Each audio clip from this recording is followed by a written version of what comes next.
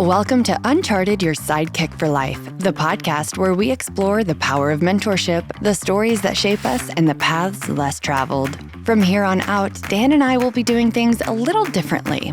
Our other co-host, Leon, will now be solely focused on building our latest project, so he won't be joining us on the podcast. But don't worry, Dan and I have you covered, and we'll be bringing on a third host soon. But speaking of dynamic duos, this episode, we're joined by an incredible mother-daughter pair, Laura Masters and Savannah Ringard. Savannah shares her journey of stepping outside societal norms, choosing travel and experience over traditional education, and discovering a world of mentorship in unexpected places.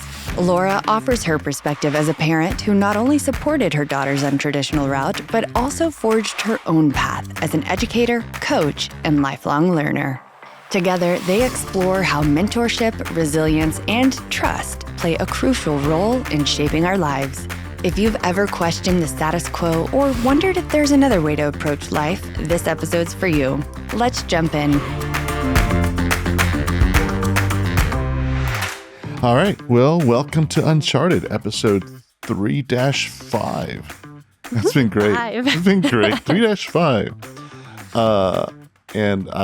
So today's a new format, a little change that we're doing. We've decided that Leon needs to get to work on some of the software that we're building. We're taking up too much of his time in these podcasts. So he'll join us as a guest host from here and there. But for the current future that we're looking at, it'll be you and I. Yay. We can handle this. Dynamic duo. We've done this. So before we dive into the different format today, let's do our intros. Sure. Hello, everybody. I'm Natalie Payton. I am an actor, comedian, and podcast person, Natalie. Boom! I had to pick up Leon's thing, and I am Dan Dillard, a co-host at Uncharted, your sidekick for life, as well as co-founder of Founding Up, which is an exciting new tool that's coming out. We'll talk more about that in the shows to come. And today, our format has changed. You notice that Leon is not with us today, but we've got two exciting guests. And we thought we'd do a mom-daughter duo today because it also is all about mentorship and life and what life looks like. And I've known Savannah for quite a while now, a couple of years, and then got introduced to her mom shortly after that and started chatting about your unique life. So what before we get started in that, why don't I let you guys introduce yourselves, what you're doing now, who you are, and then we'll dive into some questions. Yeah. Well, I'm Savannah Marie. I'm the Austin Fairy. I like to be magic, find magic, spread magic. I currently work at Rich's Art Gallery. I'm a curator and I run the poetry nights over there. And yeah, I'm just happy to be here. It's kind of my mantra. Very cool. Hi, and I'm Laura Masters. I'm Savannah's mom, and I'm just trying out a new location-independent life. I run two businesses. I have one education therapy practice. I work with kids who have very complicated learning profiles, and my second business is personal and corporate coaching and coach training. And I teach a fantastic modality that combines ancient wisdoms with neuroscience for really learning how to tap into your inner wisdom and intuition. And it's just a riot. And we just connect people to their hearts again. I love it. Mm-hmm. So cool. Well, as you guys know, the show's all about mentorship. One of the things that I identified in building both a practice in wealth management and seeing some disconnect between parents and their kids and what kids wanted to do wasn't always aligned with what the parents did. Like, centuries ago, that's the way it was. We got our last name through, Smith because we're a blacksmith or whatever that name was. It's all tied to the family business. That's no longer a thing today. And so typically the thing is you go through this, society puts you in this kind of box is what I like to call it. So you go to school, you go to college, and you get a job. But even 20, 30, 40, 50 years ago, you would get one or two jobs that would last your lifetime because you had a pension and that just kind of became part of your identity. That is no longer the case. The average jobs that one has during one's career is now 12 and climbing. And so it's because, these jobs no longer exist. They have these pensions and tie you to them for the rest of your life. We went global, back in the early 2000s, globalization happened. So to remain more competitive, pensions were pulled away from jobs, and now it's 401ks. And 401k means you handle your own retirement, so nobody's out looking for you. So with that, we're all responsible for our careers and our kind of our future, and that caused a lot more job switching and getting raises. And so interesting to see the little history of how all that happened. What I discovered in the planning aspect of it was this mismatch between parents and kids and trying to figure out what the kids want to do. And often it was just like, well, let's save enough money to get you to college and go figure it out there. Go find yourself in college. Mm-hmm. And that used to be a really neat proposition because it wasn't so expensive. But as college has gone up by 8% a year since I was a financial planner, started in 2000, and before then, we saw that being a mathematical problem with if one expense is at 8% and the rest of your lifestyle is at 3%, something's going to break along the way and or reach a tipping point. And we're here where Gen Z no longer feels the value as the previous generation is that college is, because it causes more anxiety of making this decision because it's this big expense. It's 100, 200 plus. I spoke to one parent, spent $500,000 on their kids' education. And so that is brings a lot more anxiety to an individual about making that decision. So what I found in this journey of going from financial planning in 2015, I started a magazine called Founding Austin, and I decided I wanted the problem had not fixed itself. So be the change you want to see. What can I do? So I said, well, I'm going to go interview entrepreneurs and see what their paths were and map those paths, put them in an article or podcast so that others can learn from them. That's what I could do. So we did that. And lo and behold, I changed because I was able to interview like 300 plus entrepreneurs, and I started seeing the world differently, and I wanted to share that. And so that's kind of the history of where this podcast kind of idea originated from, because like all of that work after COVID, we decided, well, it's not only an Austin problem, it's a global or nationwide problem. So let's work on Founding Up, which is what we're working on now. And that's part of that also is like, well, let's start talking about this mentorship, because what I discovered in this journey was that mentors are the magical individuals that come in and tell you that life is not a box, that you can create the world and the universe as you see it.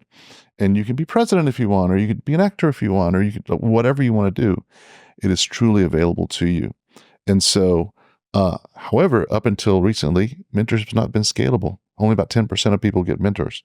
And so we thought it would just be really powerful to have a podcast about mentorship and how mentorship is everything from parenting to, the high school coach teaching sports to actual formal mentors, so I wanted to have a platform to discuss that.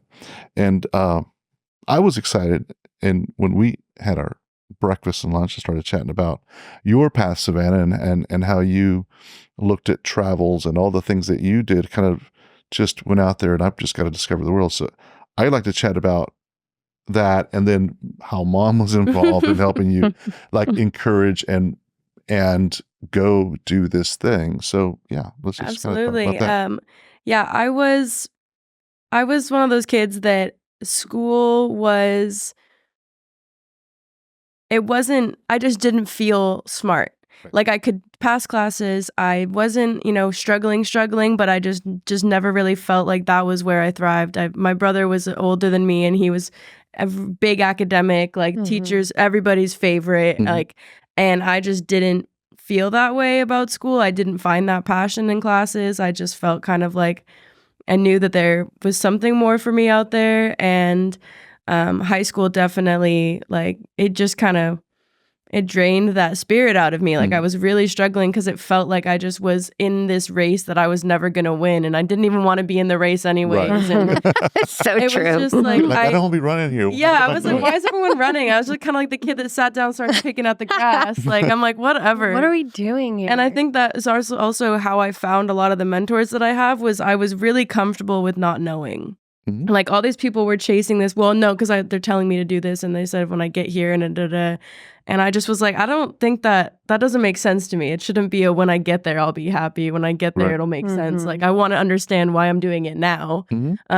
And so when I tried to go to college after high school, I opted for the community college route because I had watched my brother go into severe debt for his education. And I just was clear I was not going to have a debt clock on my phone. Because I was like, I haven't even started yet. And I'm going to like put myself in the negative. I was like, this doesn't add up to me. And within a few months, it felt like a bigger high school. Like I just was like, okay, this is the same thing, same environment, same, social hierarchies. And I just felt really underwhelmed. And I was like, okay, I don't see the point right now. Yeah. And called mom one day. I was like, I'm skipping math, which I'm failing, to cry. I don't think this is right for me. I was like, nothing about this feels right. I'm not in the right place. I'm not doing the right things. Like, it's just not. And she just said, okay, pack your things, come home. We'll figure it out. I love it. And I went home, packed my bag, and, the next weekend or something, we actually moved all my stuff back and stuff, but she just let me kind of just like, okay, we'll reset. And I really love that aspect, and I'll explain why. One of the major things as a financial advisor that I was just having this same vision and problem was that there's $1.6 trillion in college debt in this country, and it's growing by 8%. It is second only to housing, and it'll overtake housing in 2042. So I just think that's nuts. Like, because I've got a 21-year-old myself, and I just don't see us straddling our kids with this anchor of debt before they get started in life. And so whenever you're like, I didn't want to be with this debt clock, I totally get it. That's not a way to. What it does for me is I go back and I think about Walt Disney, and whenever he built 100 years ago, what he built this ability to dream. Like that's what his whole purpose was. He wanted a dream is a wish your heart makes. Exactly. And it was just like he had this universe in his head where it's like, I want people to dream. And what I saw 100 years later was that dream was being squashed, and it was being squashed by college debt, because you're out there chasing a dream, but you're being like, now hope is like, oh my God, I got to get out of this thing. Well, and it's also, there's no guarantee like it used to be. It's not like you're a standout for having a college degree. Right. Now it's like, ooh, which kind of degree and which school do I want and this and that. Like I have so many friends who have fantastic educations, but they are servers because it pays better than whatever job they could get with a degree. And it makes no sense to spend so much money to get a piece of paper that you can't even make as much money as you could if you just put in a couple hours at a restaurant or a bar. Like there's just no incentive, and it's kind of like this falsehood that you're like forced down your throat growing up in school, and everything is like, no, if you want to be successful, go to college. And then you get out and you start looking around, and it's so different. And speaking of mentors, I owe that ability to go my own route to a teacher I had my senior year, because on the last day of school, she was giving us this speech, and she was like everybody's favorite. Her name was Miss Valasopoulos, Miss V, and she was like the real life Miss Frizzle. She had big red curly hair, all in these cool clips. She would longboard to school. Oh, nice. She had like, she would have themed outfits like cherry Vans and a cherry dress and cherry clips and cherry earrings. Nice. She was committed. And she was just a breath of fresh air on that campus. Like with all these dreary kind of like, do this, do that. She's like, whatever, come on in. Let's talk about our feelings. Let's color them. You want to color your feelings? Yeah. What do you feel today? And, it's funny because my brother tried to take the same course 5 years before me and dropped it the first day. He's like, I'm not coloring my feelings. And then I walked in and I was like, I am going to love this. This is made for a total case in point. And then I think about 5 years later, I ran into her at some event in the town, and she just walked in, and I just started to bawl because I know that she was the one who just scooped up my little girl. Like she was the spirit that finally started Savannah, like just seeing that she could be okay and possible and really great life ahead. So go ahead. And I love that what Savannah said about you about being supportive, because part of the thing that, again, this box that we're talking about that most people go into, and then being able to come out of that box and say, no, the world is different. And so much of like what we just talked about it's not necessarily that there's one evil person saying this is what needs to happen, this is how it's going to change. It's just that we're just kind of going with the flow. Yeah. Right. And society, teachers, institutions, everything just goes with the flow. And until somebody stands up and says, this doesn't make sense, people. The river's going that way. Until we do that, then everybody continues to do that. And having parents like yourself with the courage to just say, yeah, come on home. And let's just yeah, make you it saw work. her. Yeah, and that teacher though, that last day of school, she sat us all. No, it's okay. I just want to. It's the important. It's just the part of the story. Yeah, exactly. It's like where her mentorship was so powerful. As she sat us all down and she was talking about her journey, and we all looked up to her like no other. And she talked about how she goes, I haven't talked to you guys about this, but when I graduated at 17, I was on the younger side. I got accepted to like one of the best art schools, like great scholarship, everything.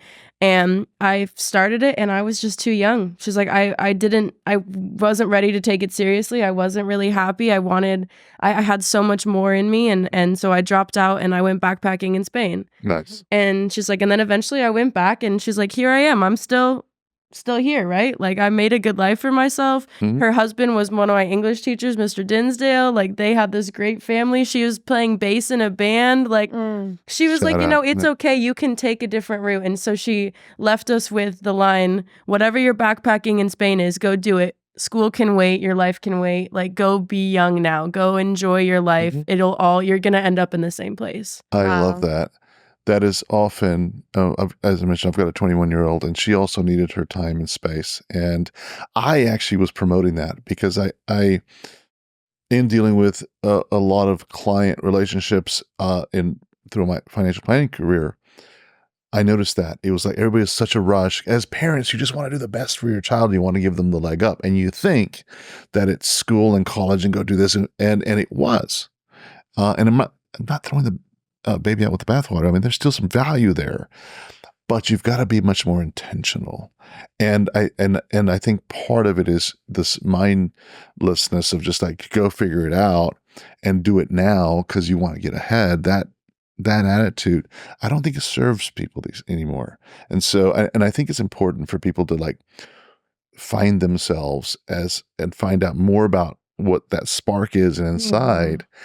So I 100% agree with that line and motto. I'm going to borrow that. That's great. Yeah, exactly. Like it just, and like my mom said, like I've seen her, I've met up with her, had brunch with her multiple times. Every time I end up bawling my eyes out because she was just like, she was just the first person that I felt like really saw me outside of like my mom. Because you're like, when you are blessed with a mom like that and stuff, you're kind of spoiled and you kind of don't expect any other people to like, you're like, but you're my mom. Right. So it's like when somebody else like unrelated sees you. And I was really struggling my senior year. I was really depressed and I was really angry and I was like acting out a lot and trying to get in trouble because I just wanted a reason to be upset. And one time I got in, I had like worn like a super short skirt or something like that. And I was just in this rebellion mode. I loved getting the yard duty mad at me. We had a feud and I would just try and get away with whatever I could. And one day Miss V just pulled me aside and she took me to the room next to hers and she's like, I thought I was going to get in trouble. She's going to, shame me and everything. She just looked at me. She goes, hey, are you okay? And I just started bawling. Like nobody had asked me that. Nobody had, like everybody had told me what I was doing wrong, where I was messing up, why I was this, that, the other. But nobody had just been like, hey, what's up? You good? Taking like, personal personal interest in you. Yeah, and she just went, okay.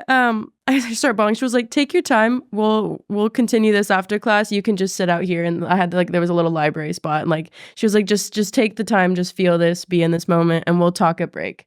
And so, it gave me that vulnerability and she helped me find power in that because then I was able to get more resources from her. And really she was, much more just intentional and checking in. And, I think it just helped me feel like I wasn't just a blur going by in the world. Like suddenly, like it helped me just stop and kind of see what I had going on and what I was feeling when I was kind of just trying to breeze past it and create more chaos to ignore it. And she was like, hey, how about we feel it? And I was like, oh, Yeah, maybe. Have y'all heard of the book Help for Billy?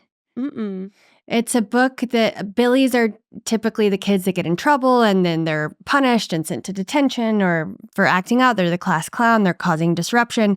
But this particular author helped parents and educators understand that actually we need to help that Billy. There's Billies and there's Andys. And she chose neutral names for each of them because it can be boy or girl or non-binary. And the Billy is that kid acting out. The Andy is the kid that gets straight A's and is super put together. Your brother's probably an Andy, and you're probably a Billy. But rather than shaming or disciplining the Billy, you're meant to see them and understand what's going on because they're acting out for a reason. And it all ties back to social and emotional learning and how to just get to the core of what the problem is because there's a reason for everything that they're doing. Well, I highly recommend it. And on top of that, it's like most of us, even the Andys and the Billies, they're doing things because they're trying to make their lives work and make sense and feel good. And there's a wonderful doctor, Gabor Mate, who, I mean, his question is to any addict, to anybody who's struggling is, what happened to you? What happened to you? Tell me. And that from whatever happened, we're just clawing our way to feeling okay. And it's so beautiful to look at life that way. Yeah. The I'll speak for Leon because I've heard him say this before. Is the way our teaching systems, our institutions are built. They're not the most efficient way for every single person. They're the most lowest cost way. The cheapest way to teach someone is to have a lecturer up front talk to a body of students, but it's not the most efficient. So it's, and I forget, he would have the stats, but essentially it's something like only 30% of people actually learn the way things are built. The others, the majority, don't learn best that. That's why there's different kinds of genius. There's that one has, and if you're teaching that a way that only approaches or is best for 30% of people, you got the other 70% that are kind of like just barely kind of hanging on or not being in their genius in that way of learning. So you've got to find the other way. So I'm really happy that you came across that experience with that one teacher that really kind of understood and saw you, because as you were just kind of questioning the world, which is absolutely amazing. Don't do that. And I would encourage anybody that is doing that in the audience it is not wrong to question the world. These are the world changers, the people that challenge the status quo. Go do that. I had a funny realization the other day. I was like really frustrated with life, and I was just like sitting on the couch, and I was like, it just seems like we're sitting here and it's just problems. Like we're just supposed to solve it. And then I just started laughing, and I was like, yeah. Like, now that I accept that, like, I needed to be mad about it. And then I was like, yeah, like, there's a bunch of problems here right now. And like, oh, I can solve things. Like, that's like what it's like frustrating because it's like, oh, wouldn't it be nice if everything was just good and like it made sense and da da da. But like, maybe that's the whole point is like to solve problems. Bingo, find your purpose. Yeah. And it's just like, okay. How do you love your neighbor? How do you do more for the world? I mean, the problems are there, but they're really, another word for that is opportunities. Like these are opportunities to go solve. And it's like what spark inside you, what calls you the most, what's the biggest, I would ask anybody in the audience, the secret of finding out purpose in life is find out the biggest problem, opportunity that bugs you the most that you think you have an answer for. And instead of asking, why has anybody done this? Or why isn't this not being done? Or given up? This question, like back in the day, I was like, well, if it would have, this is a thought that a lot of people had. If it would have been, someone would have solved this by now. Like having like this consciousness that somebody else is doing it and offloading that responsibility is the biggest mistake one can make because you're missing out the opportunity and saying, no one's done that yet. Let me go do that. And so it's just a change in perspective. My favorite like switch for my brain is Alan Watts talks about the trembling of anxiety is the same trembling as laughter. You just have to shift it. Yeah. So it's like when I'm in that, like, I'm like, ha ha ha. Like, isn't this fun? I hear the Joker in you at that laugh. It's just like, I know, it's right? my little transformation of like, okay, Yeah. this is annoying, but it's like I have two ways of feeling and manifesting this energy. And it's like taking the levity route has always been like my kind of, as I have to. Well, and I know you love dad jokes so much. Love them. Love them from you. Well, this reminds me of a story, not so much a dad joke, Okay, but let's hear there it. is a salesman that goes to a country that is third world, and and this guy's a shoe salesman, right? And so they sent him. This is new territory, just huge territory. Those people. So he gets off the plane and he looks down and he sees that nobody's wearing shoes, like no one. There's a ton of people, but nobody's wearing shoes. And so he just gets really mad. He's like, turns around and calls his boss, says, the territory you gave me is like, there's no way to make money here. Nobody wears shoes here. And so he flies back. And so they send somebody else. And the next person comes in and is like, turns on the plane. He's like, calls his boss, send me more shoes. Nobody wears shoes here. Right. Anyway. I love it. Dum-dum-dum. It's so good. It's true. It's a shift of perspective. Not so much a joke, but it's just kind of like that always stays with me because it's always how you view things. I want to jump into more of your story because we've got a great start there into who you are as a character. But let's start with the question I often ask. I know what you're doing now, but what did you want to be when you were 15? You know, I always wanted to be a teacher. Okay. I was really clear about that. Yeah? Yeah. I rebelled for a little while. There were 4 kids in our family, and 3 of them had dyslexia and learning difficulties. And so I was my dad's hopeful for college. And I could just feel myself like going down that unresisting path. Like I watched Dead Poets Society so many times going, there's something for me in this. Like I get this on some level, but I don't know what. And so when it came time to go to college, I did like my big covert rebellion and I didn't go. And it broke my parents' heart. And I took a year off and I started doing some different jobs. And within about 7 or 8 months, at that time, it's quite different than now, but at that time, I started looking around and I'm going like, I'm not ever going to even buy a car unless I get earning more money than this. And then I went around and I went to the college and I took some aptitude tests and did all that stuff and got really clear. And only when I was completely registered for school, and it was my decision, that I told my parents that I was going to go to college. They were elated, of course, and I loved it. And so having seen what my siblings went through, I quickly gravitated to special education, and it's been the foundation and basis of my education therapy practice. I taught special ed in Canada. I was born and raised in Canada for 6 years and moved to California when I met Savannah's father. And they wouldn't transfer my degree, so I just started creating my education therapy practice. And when I came across something I didn't know how to teach, I took another course and I've done that certification route.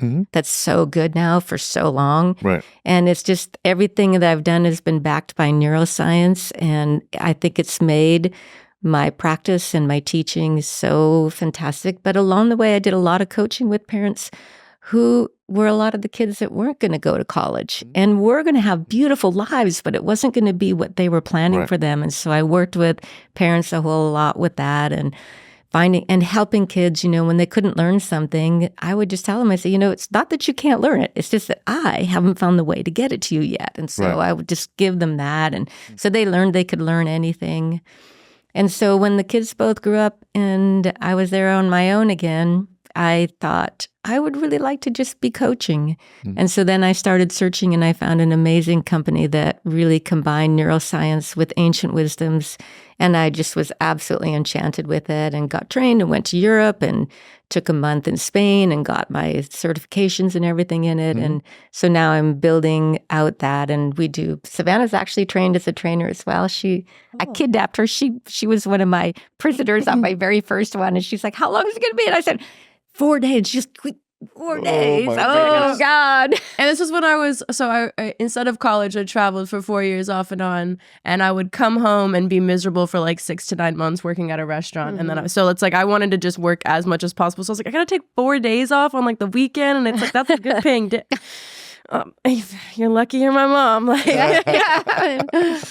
But it is powerful, and you did love it. mhm. And Tell me. so now Tell me how much. yeah. So now I teach those 2 or 3 a year and work with practices and coaches around the world. And I coach with a company called Bravely where they do corporate coaching. They like a company like Amazon or Etsy will hire them, and they offer coaching to their employees. And I do that. So I coach people all over the world part-time with that. So yeah.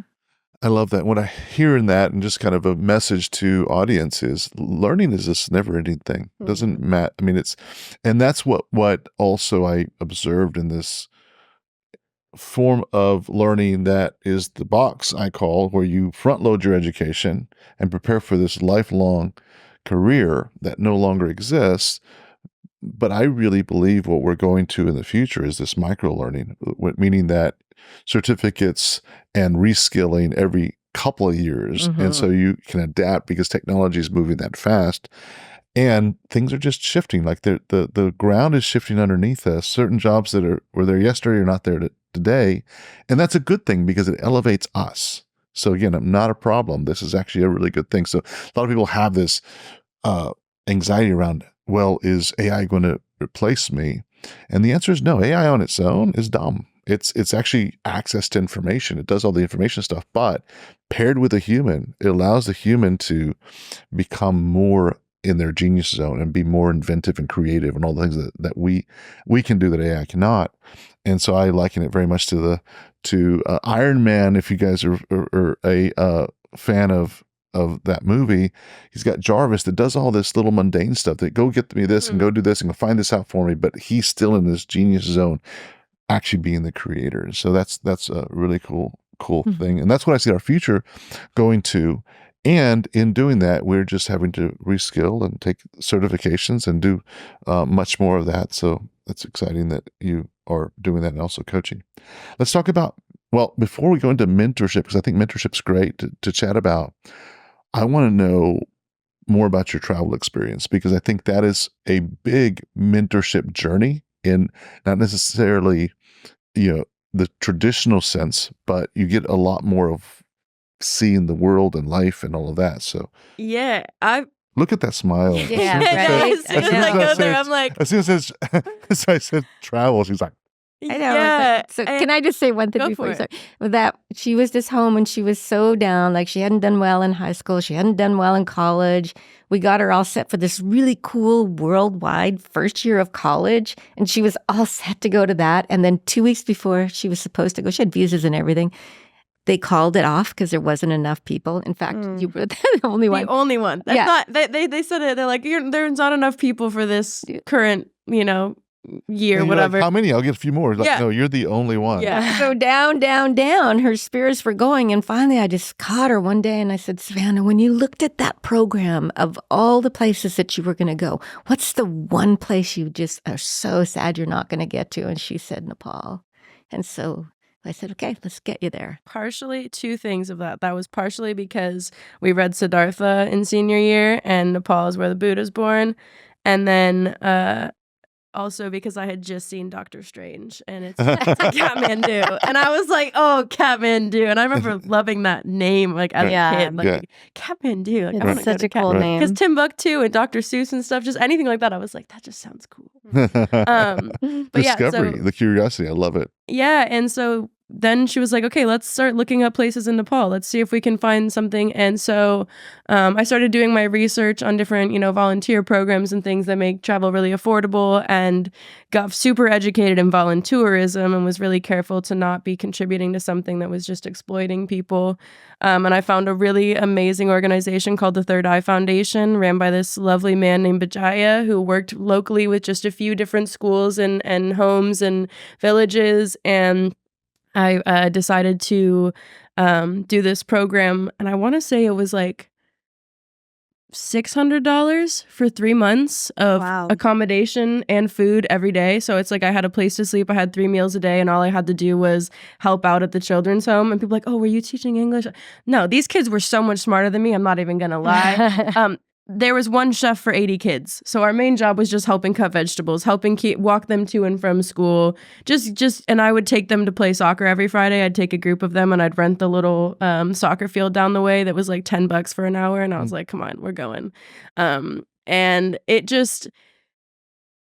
And the people, the girls. I was going to say, yeah, I mean, the volunteers that I was with became like, lifelong friends, and all the people that I've met like that.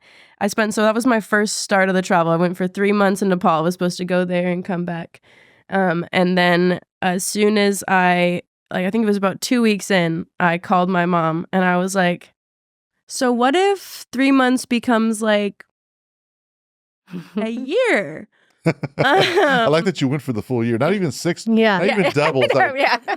year. Yeah, because I'm my best friend, who is my other half, Julia. I met this girl who was half German, half English. And the funny thing was, the other roommate that we had, another volunteer, was also half German, half English. But they both lived in Germany, but they had English accents.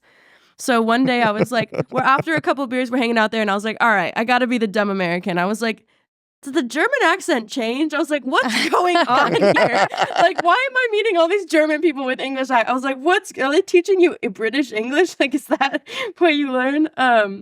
But she ended up, becoming like this first person I really confided in, because I kind of was closed off as a kid emotionally, because I was the only kid in my friend group that had divorced parents, the only kid that was going through like those significant emotional changes really young. And I remember being at a sleepover at like 7 or 8, and someone was like, it happened when you were 4, get over it. And I remember like internalizing that for like decades. And I was like, it happened when I was 4, get over it.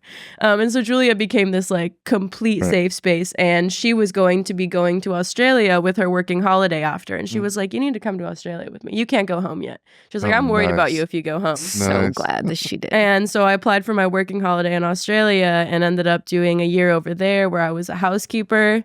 And I was just bouncing around different hostels, working for accommodation, would make a little extra cash on the side to go buy what they call bagged wine. They call it goon. So you just go get your bag of goon and just go sit by the beach or whatever. Yeah. And those couple of years were so magical because of the amount of people I met who were so okay with not knowing. Yeah. I met people of all age groups, of all different backgrounds, all these things. And a lot of us didn't know. Right. And we were just content to kind of sit in this unknown together and enjoy this beautiful day, this beautiful place, these beautiful people. Sounds like you were more present. Mm-hmm. Yeah. It allowed me to fall in love with life, so that I had something I actually wanted to work for. Like, I just had felt like I joked to people when I talk about it, of like, I remember looking around this small town I grew up in that was very much old money too, a lot of just generational privilege passed on, and the normal was not normal. Yeah. And I just remember being like, if this is what it is, I'm not in. Mm-hmm. Like, I don't think I'm down for the ride. Like, I really was. That travel was like my last job. Like, I gotta find something worth it, because right now it's like I don't see the point. Yeah. And within like a day in Nepal, I was like already getting enchanted, and it took about a week to like really make that big change, because I was a lot of other things going on. But as soon as I like opened my heart to it, I mean, I floated down those streets. I knew every shopkeeper. I knew every restaurant owner.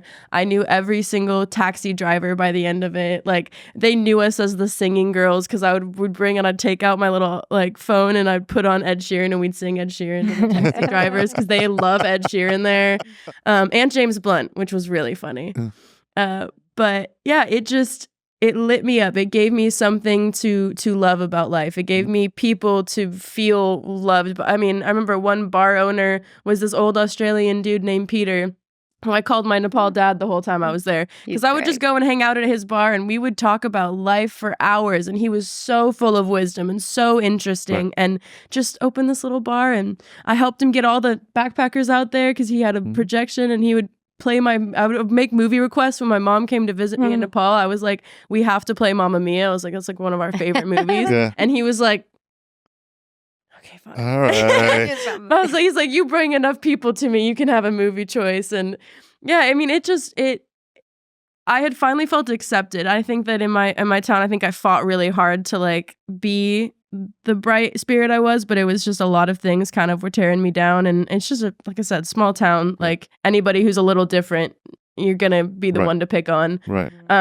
And then finally, that was a good thing. Like being different was like I was being loved for and everything. And that's exactly what brought me to Austin, was just the same feeling that I thought I would only find in foreign countries. I felt like I found it in Austin, just a big group of people who don't know. Right. And we're figuring it out, but oh my God, this band right now is awesome. Yeah. Or like this margarita is crazy good. Or, you know, have you tried this new food truck? Like it's just, people are really present and figuring things out, and it's okay.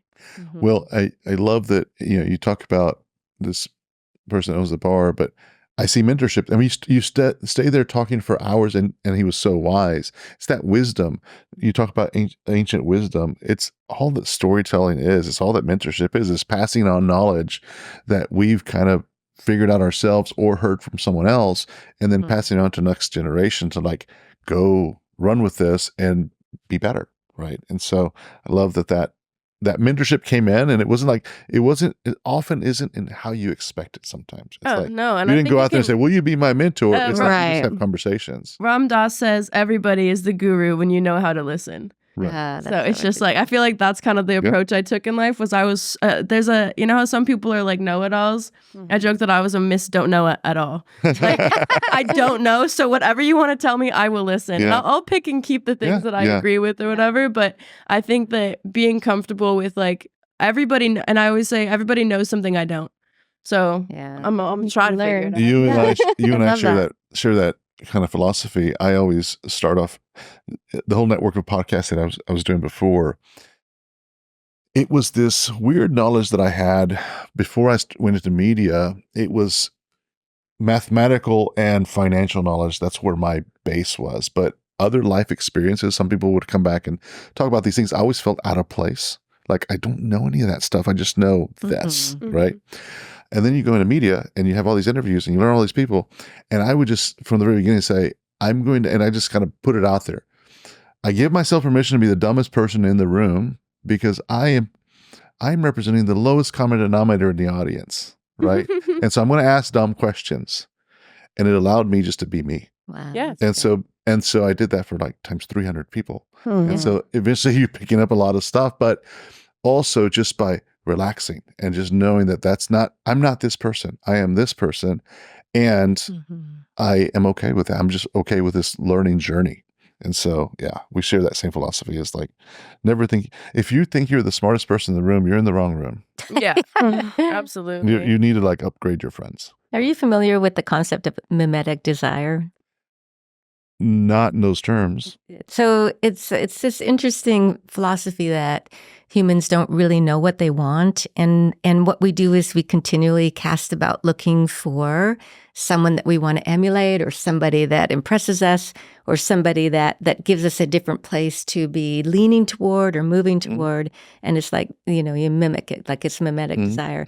And so that's what mentorship is. I knew that Savannah wasn't going to find anywhere else to be in Napa. Like, I was just like holding my breath forever when she was flying through China, because I just kept thinking, you've just got to go, just go, because I knew she wasn't going to find what she was looking for in Napa and in the community, or she would have found it already because she was that person. And so sometimes, we just have to let our kids find their journeys, like totally out there, like trust them that they know what they're doing. They're going to find what they need, and let them go. Like, just let them be in their lives. It's so important.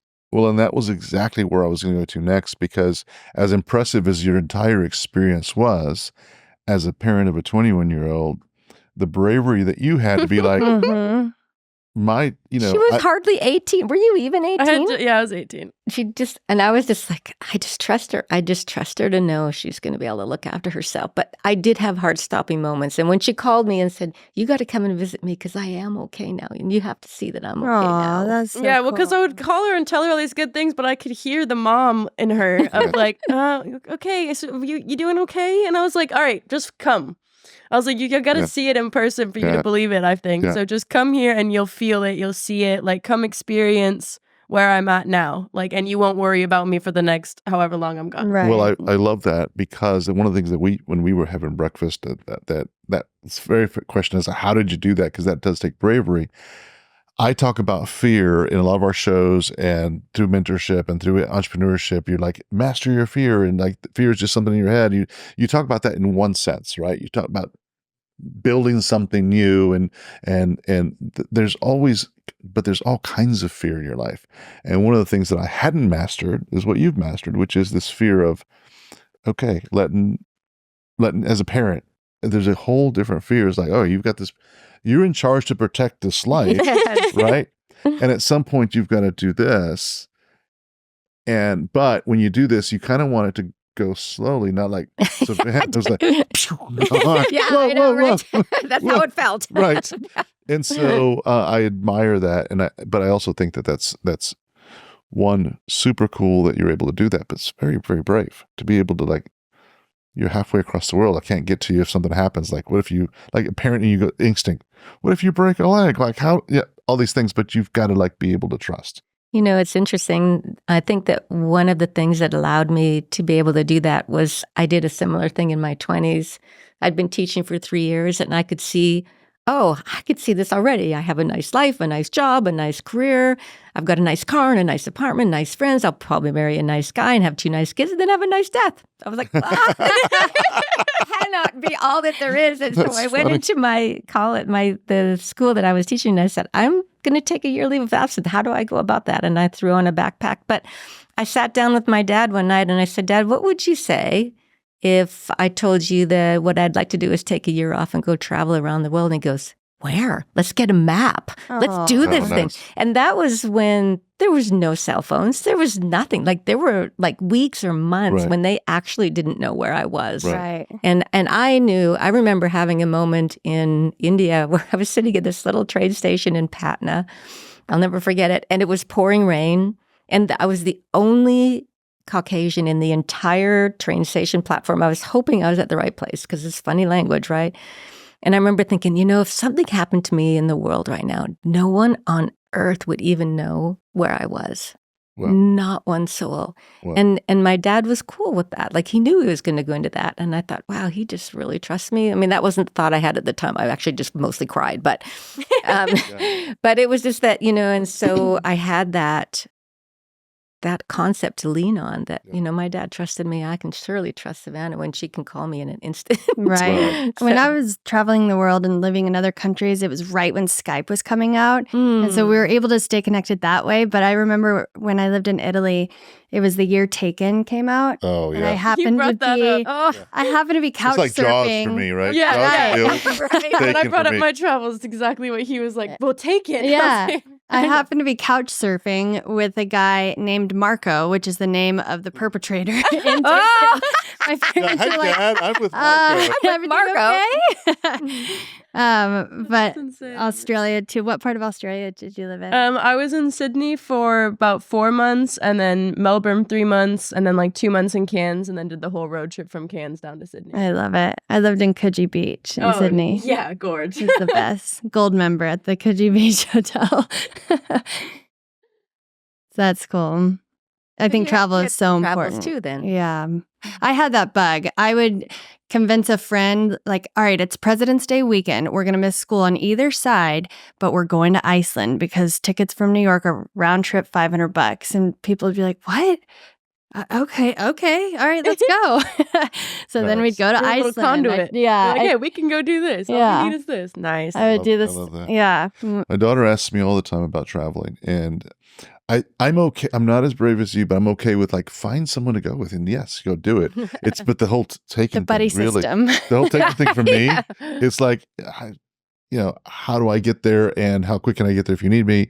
It is this parenting thing. However, find you a buddy, go, and See, but the thing with traveling alone is you're never actually alone. Yeah. Like, you meet so many people. And even before I even got on my Marco. first flight, before I even got on my first flight to Nepal, a girl in line, Muan, this adorable Thai woman who was here for, she was in the student UN program, and she was flying back, and we happened to be on the same flight, and she was looking for something when we were getting my bag ready and stuff, and then we ended up getting in line for security together. And when I got off the plane, she was waiting, because I had a layover in China before I got to Kathmandu, and she was waiting for me when I got off the plane to check in on me and help me get to my gate. And there's a weird Wi-Fi thing it's a very complex little airport, and she was like, took me to everywhere, made sure I was at my gate, went and got food with me to make sure like I could order and everything. Like, we're still friends. That's yeah, cool. I still keep up with her.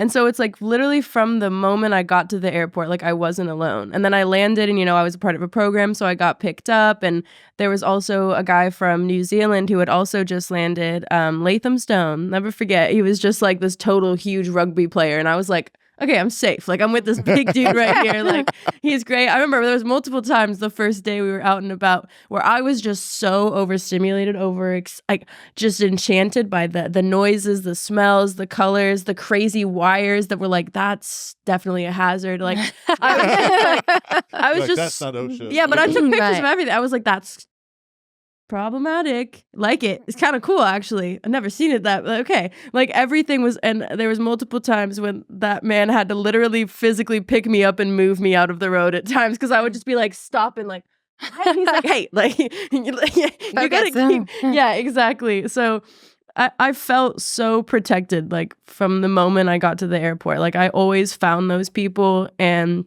I stuck with them. And also the freedom of being able to be like, when I was in a room that I wasn't feeling super great in, to be like, oh, I don't have to answer to anybody or check in with anyone. I'm just going to leave. I'm going to go somewhere else, go to a different cafe, go wherever. I mean, I remember getting walked home by like 8 stray dogs in Nepal one time. And then I was like walking and this like slowly one by one, I just had this pack of dogs walking me home. Wow. And then another girl it was like 5 a.m. and this other girl was walking past me, like we were starting to cross. And then like 4 of them veered off and started walking with her and 4 stayed with me. And it was just like, Wow. it taught me to be enchanted with the world and to trust the world more than anything. And it just, I mean, the resilience and just the knowledge you come out of something like that. I mean, you just know you can take care of yourself. And anytime. what was crazy, Yeah. I used to walk home from like the little village to the children's home in Nepal, like 10, 11, 12, 1 a.m., like late night by myself, just going. And then I remember coming home to Napa and being like, I don't want to walk to my friend's house 3 blocks away at night. Right. Like, and it was just such a difference in the fear. Atmosphere, yeah. In realizing just like it felt like the fears I had were so much stronger in America, because it felt like there was a lot more to be afraid of here Right. than I felt there. Like I felt so much more taken care of and protected in those communities because everybody was looking out for each other. I didn't feel like it was every man for himself. Like I really felt protected by every person that was on my path. Yeah, that's beautiful. Thanks for making me feel better. Yeah. I'm thinking about my daughter you're talking about all this stuff and like, yeah, no, that makes me feel better. Yeah. Other kinds of mentorship that you've had in your life. Well, I have to say my number one is my grandma. She was just amazing. And that was my dad's mom. And so my dad's mom, my grandma, and my dad were fantastic mentors for me and role models and all of that. And I had a 6th grade teacher who was like Miss V. His name was Mr. Findle. Mhm. And he was the first person who made me feel really smart in school. And it actually made me want to learn. Like he was just amazing. And yeah, I mean, I don't know that I actually had a lot of mentors. What I had was a lot of really isolating moments where I was quite alone, even in my family. And when I was about 17 or 18, I just knew that there had to be more than what I was experiencing. I always kind of felt that. And then I just started to find people. I worked with a fantastic lady from Thailand. Her name was Nan. And she just knew things. Like she just looked at me and she just did that. And then I found different organizations and I just kept reading self-help books like a junkie and just all that. I mean, literally, like I have so many books and just always was questing to find out, what is it that I know it's more than what I was experiencing. I didn't know what it was, but always looking and finding teachers. I had a life coach that I had for 25 years. He passed away 3 years ago. It was a huge loss for me. And so just always looking for someone to just keep expanding my life, and then wanting to do that for everyone around me is kind of how I've walked this earth. Well, I love hearing that from both of you. It's the staying in question. And the alternative is, as you pointed out, I do all these nice things and I end up dead. I've seen that as an advisor, to financial advisor to clients that went and got the corporate gig and just did that for the next 40 years. And then they retired. And the next thing you know, they're no longer around.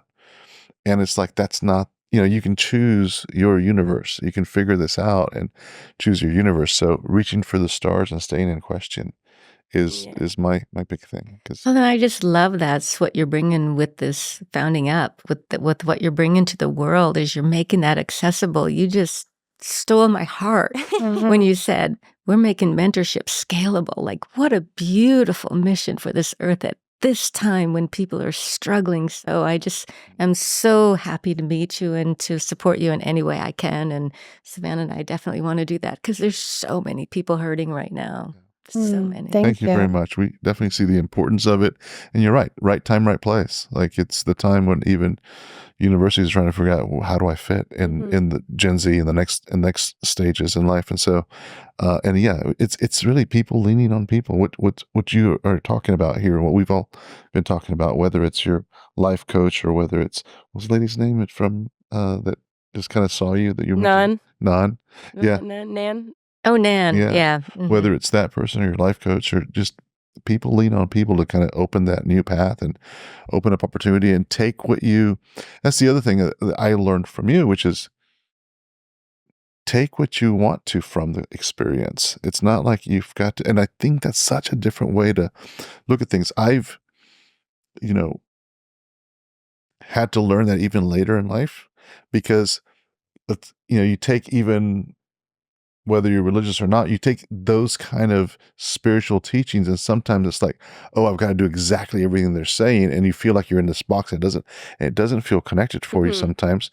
And I see that in some of the things you've said, and I've gone down that experience, but I've learned to just pull what I need from it, and then let that still be a true north inside me, and let me decide what that true north is. Oh, nice. So I love the aspect of you, like, live in wondery and take what you need from it. And that's our gift as humans. And I feel like that's also the gift I've gotten with the most important mentorship that I've had here since I moved to Austin was at Rich's Art Gallery. So I found the gallery was like, the way that I ended up there was literally like, I had a friend from home who I had connected with after high school about art things.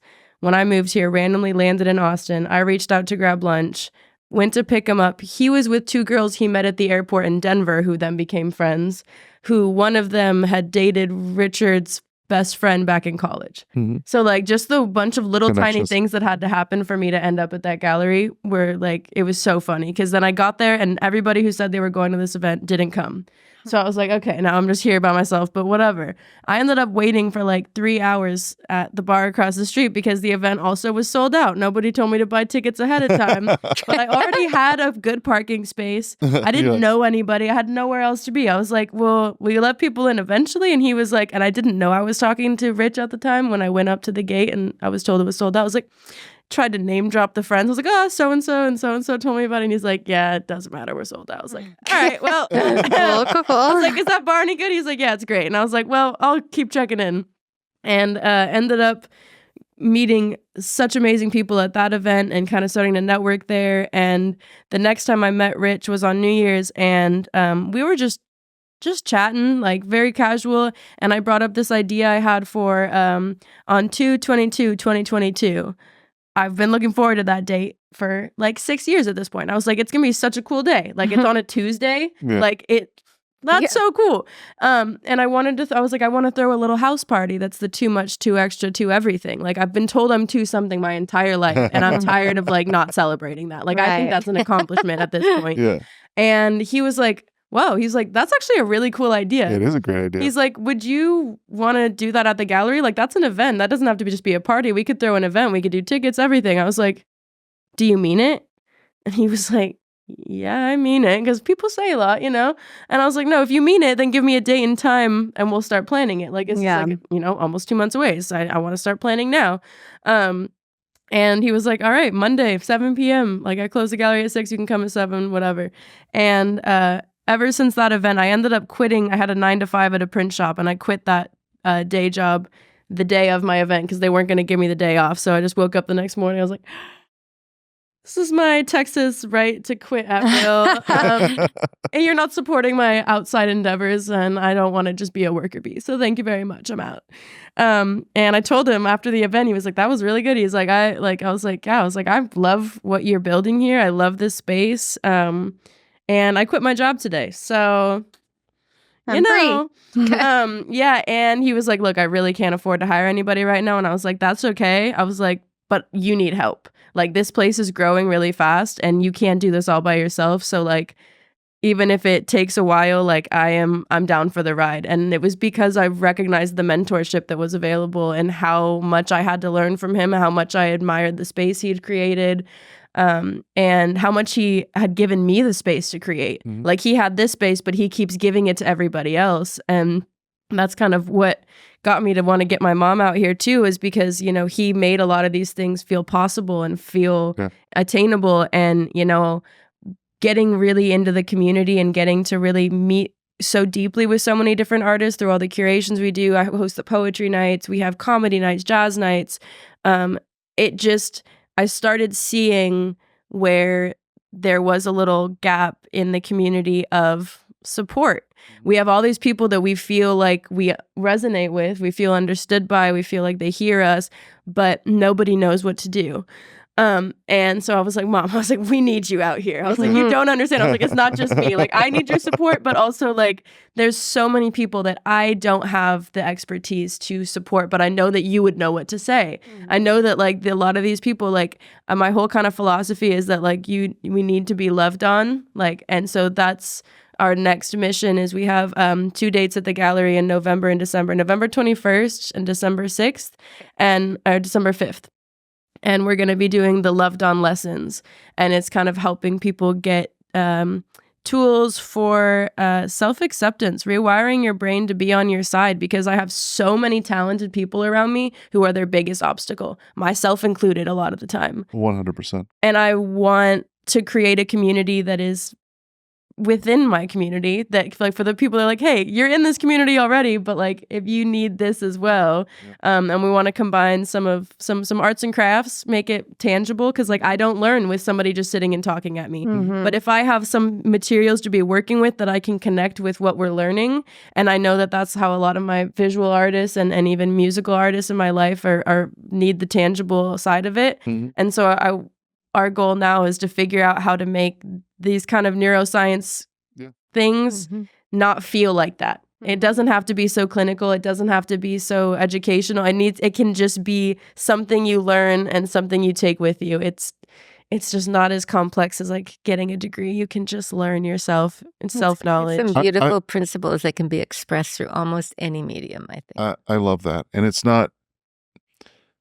again, not talking against degree. It's just, there's just different path. There's all kinds of things. That's why what we want to come across is like, there's all kinds of ways to get to the top of that mountain, and there's different paths to get there, if that's what you're seeking. One of the things that I appreciate about what you said, and I want to point out to the audience, a lot of times everything is in our own head, whether it's a block or whether it's a way to get there. In learning about how to get things done, the biggest obstacle is you think you know how to get things done, or you have this plan of how to get things done, and it's got to be this way.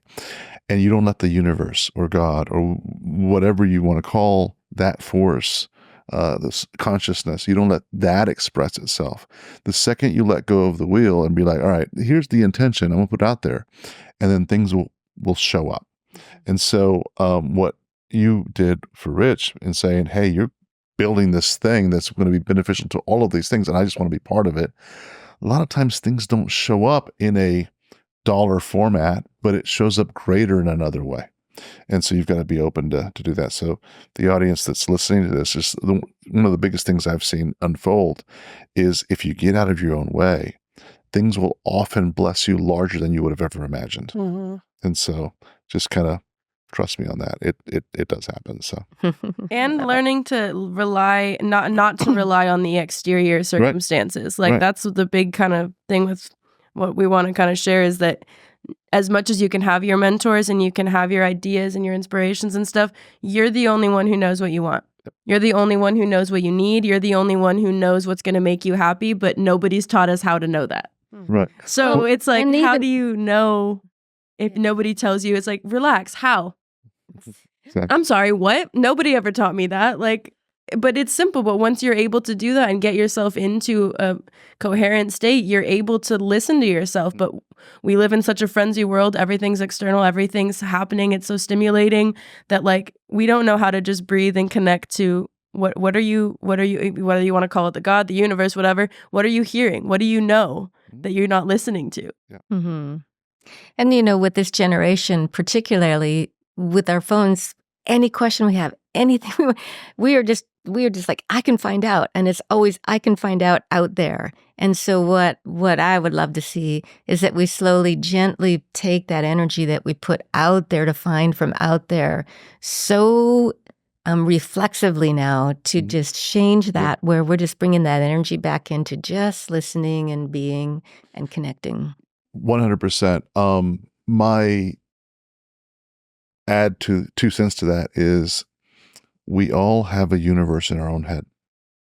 Like, I don't experience the world you do. In this moment, we're all having a different experience, even though we think we're like in the same place, same time, right? But we all have, you're seeing this experience from a different view than I'm seeing it. I've created a different world than what you're seeing, and we get to kind of experience and walk in each other's world. But to your point, if we're out there always looking for some external validation, we're not allowing ourselves to build our internal universe. Mm-hmm. And the universe is what you build it. It's what you pay attention to. It's like, if you want it to be a problem, it'll be a problem. If you want to have the world's problems at your fingertips and always be on it and be anxiety ridden because of that, you can choose to do that.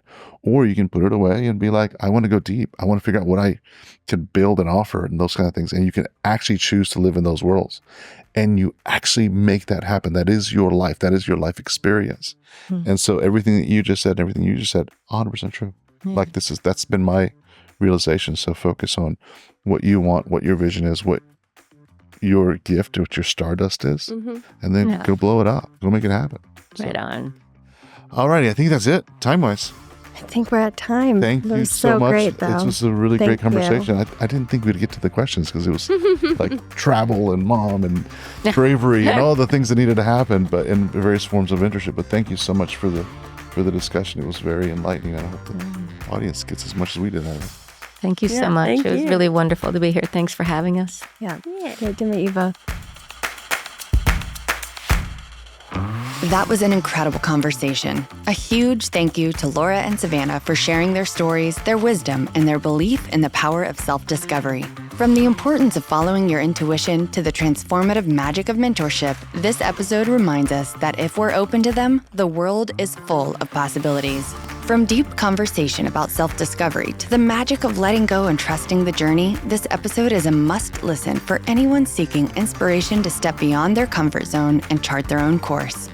If you enjoyed today's episode, be sure to subscribe to Uncharted, your sidekick for life, wherever you get your podcasts. And if this conversation resonated with you, share it with a friend who might need to hear it. You can also follow us on our socials linked in the description and hear more stories, insights, and community discussions. Until next time, keep exploring the uncharted.